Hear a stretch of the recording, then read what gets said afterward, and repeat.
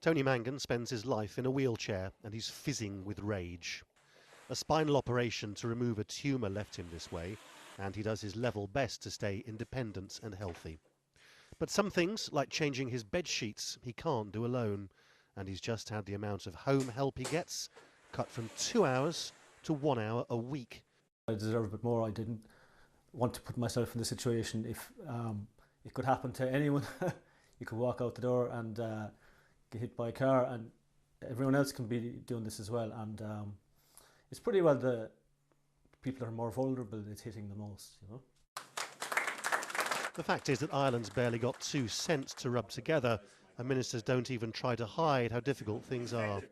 With a contracting economy and 15% unemployment, they've got to find yet another massive dose of cuts and still hope for growth. This is going to be another difficult budget. If there is any good news, it's about another 8 billion of cuts and tax increases to go between now and 2015 so that we get our deficit down to about 3%. So as the Minister for Finance said recently, a lot of the low-hanging fruit is already picked, and some very difficult decisions lie ahead.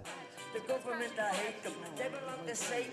By one calculation, Ireland is now the world's most indebted nation, 524% of gross domestic product, or what the country earns. The German Chancellor Angela Merkel has taken to describing Ireland as Europe's special case. That's because, as well as all the structural debt here, there's the bank bailout as well, and that's almost $4 billion every year for more than a decade, the entire cost shouldered by all of these people. Paying it off, of course, is pretty much impossible, and yet Ireland's committed to doing it to keep the rest of Europe happy. It's tempting to think Ireland could do what Iceland did, default on the bank debt, but the government is terrified of falling out of the Eurozone and losing its precious foreign investors.